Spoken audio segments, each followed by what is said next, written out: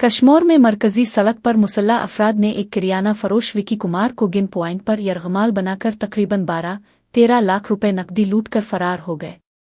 वाकये के बाद शहर में खौफ व हरास की लहर दौड़ गई और ताजिर बरादरी शदीद गम व गुस्से का शिकार हो गई। मुतासिरा ताजिर विकी कुमार ने बताया कि 3 मोटरसाइकिल सवार मुसल्लह अफराद उसकी दुकान में दाखिल हुए और बंदूक की नोक पर इसे यरगमाल बनाकर नकदी लूटकर बआसानी फरार हो गए।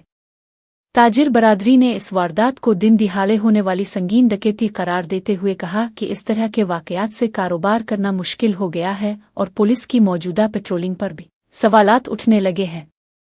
वाज़ेह रहे कि 1 साल कबल भी विकी कुमार के साथ इसी नौयत का वाकया पेश आया था, जिसमें मुसल्लह हमलावर नकदी और कीमती सामान लूटकर फरार हो गए थे। ताहम इस वाकये के जिम्मेदारों को अभी तक इंसाफ के कटहरे में नहीं लाया गया। ताजिर बरादरी ने ज़िलाई इंतज़ामिया और पुलिस से मुतालबा किया है कि मुल्ज़िमान को फौरी गिरफ्तार किया जाए और शहर में अमन व अमान की सूरत हाल बेहतर बनाई जाए, बसूरत दीगर एहतजाज का दायरा वसी किया जाएगा। पुलिस के मुताबिक वाकये की तहकीकात शुरू कर दी गई है और मुख्तलिफ मकामात से CCTV फुटेज हासिल की जा रही है ताकि मुल्ज़िमान को जल्द गिरफ्तार किया जा सके।